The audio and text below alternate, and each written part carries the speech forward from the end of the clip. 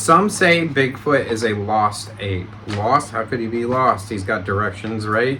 Some say he's the missing link. I don't think so. No? But then there's the theory people whisper that Bigfoot isn't an animal at all. Are we whispering that? I think we just say it outright, don't we? True. But something supernatural, something older than the forest itself. Today, we're walking into the dark places to ask what Bigfoot really is.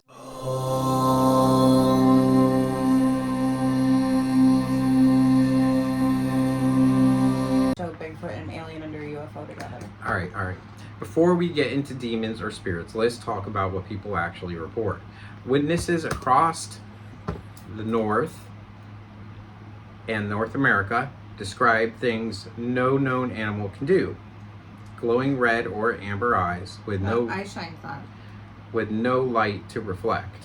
Oh, okay. So not eye shine. Right. Complete silence the moment it appears, the woods die. Footprints that start and stop mid-stride as if it fades out. Feelings of dread so strong that it doesn't feel natural. And the strangest detail, Bigfoot vanishes out of nowhere. Hunters with decades of experience say they've seen these 800-pound creatures move without a single snapping branch. That is creepy. Yes. Park rangers talk about the air going charged, like static electricity crawling across their arms. How do they know how much he weighs?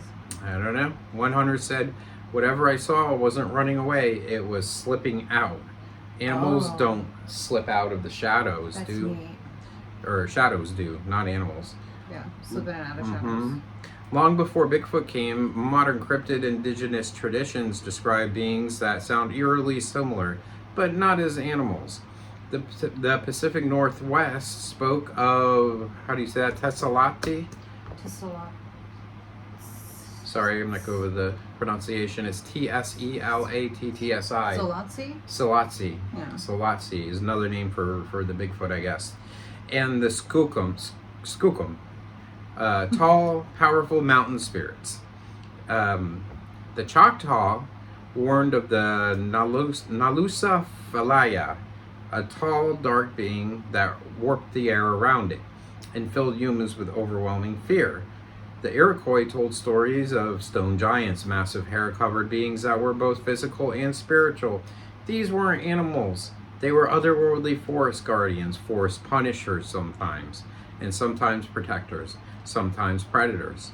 And here's the key. Many of these beings had the ability to disappear, change shape, or slip between the physical and spiritual worlds. Sounds familiar? It is, because it's Bigfoot, right?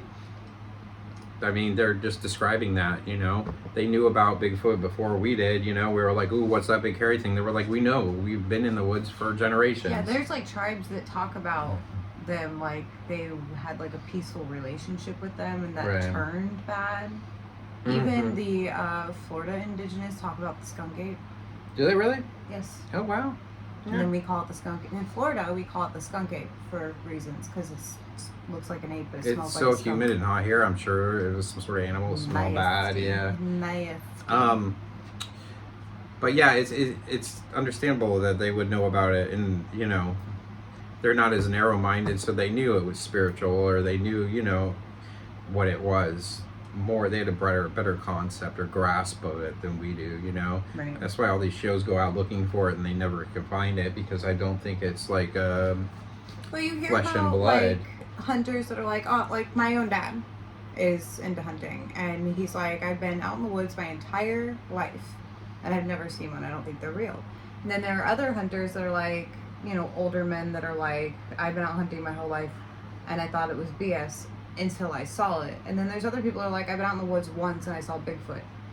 I think you get chosen. Yeah, but the woods are so vast. That's true. People don't realize how vast Also, the Pacific Northwest is. The vast majority of my dad's hunting has taken place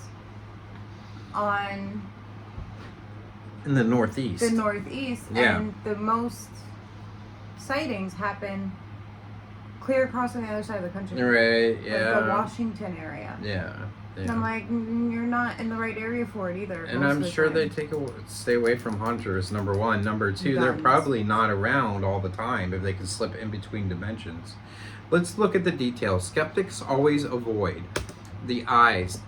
Animals reflect light. Bigfoot's eyes emit it: red, orange, yellow, even white. That's weird too. Sometimes described as burning embers, sometimes as hollow sockets lit from within. This matters because glowing eyes are a classic marker in stories of demonic manifestation, shadow entities, forest demons from old world folklore, interdimensional beings, ancient nature spirits. When the same physical trait shows up across cultures and eras, it means something. One tracker in Washington said, "I thought I was looking at an animal until it blinked sideways."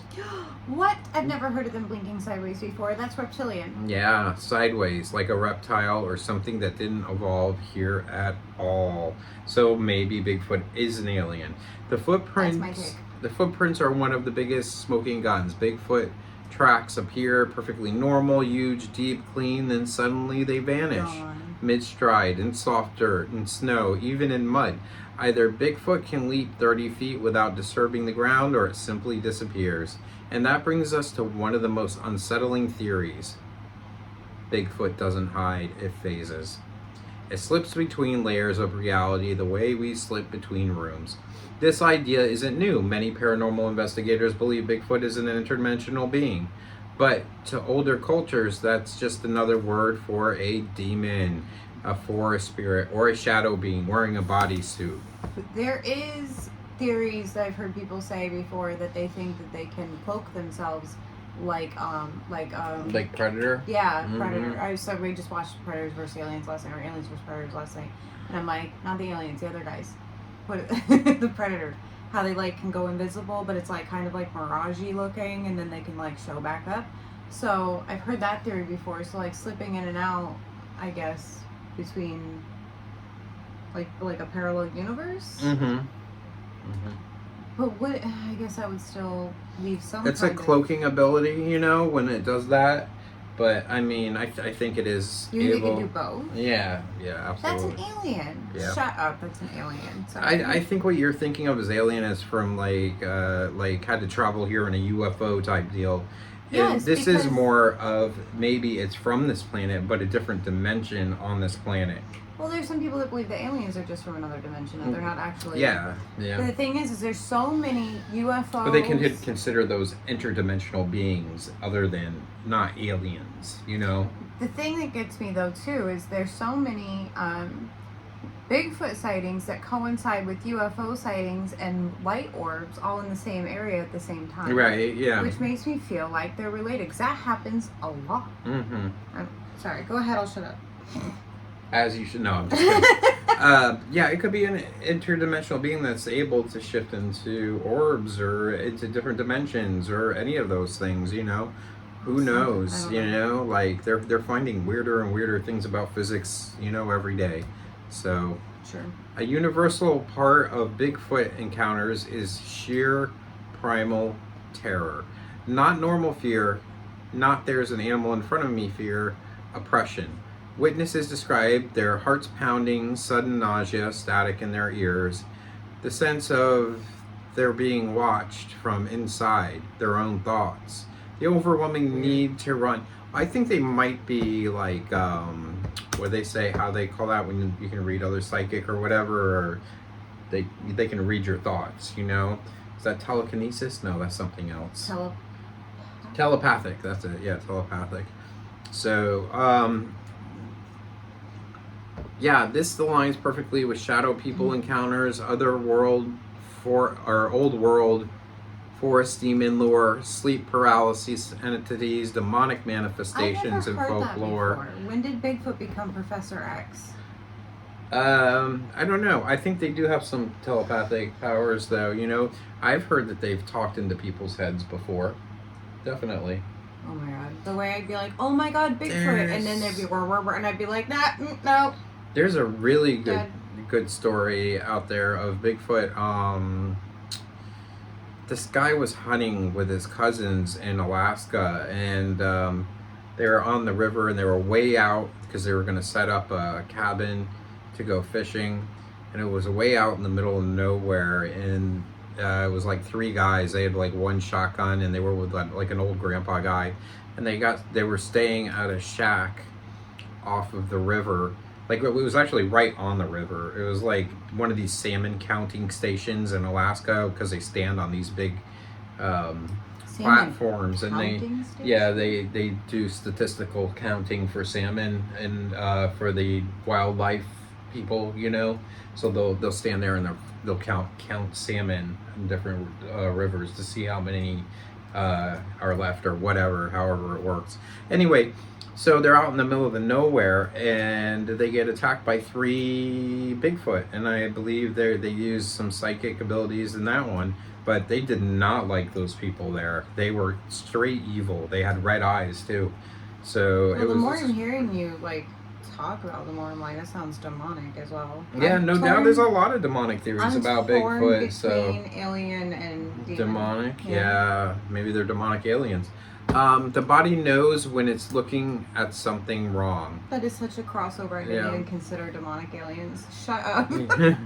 So here's the heart of the theory. Bigfoot isn't a creature. It's a manifestation, a disguise, a shape used by something else. People who believe this point to the glowing eyes, the vanishing bodies, the telepathic fear, sulfur or rotting smell, mimicry, shadow-like movements, and footprints that disappear. Sightings near haunted or cursed land, and Bigfoot appearing near poltergeist activity. In this theory, Bigfoot is a forest demon, or a guardian spirit.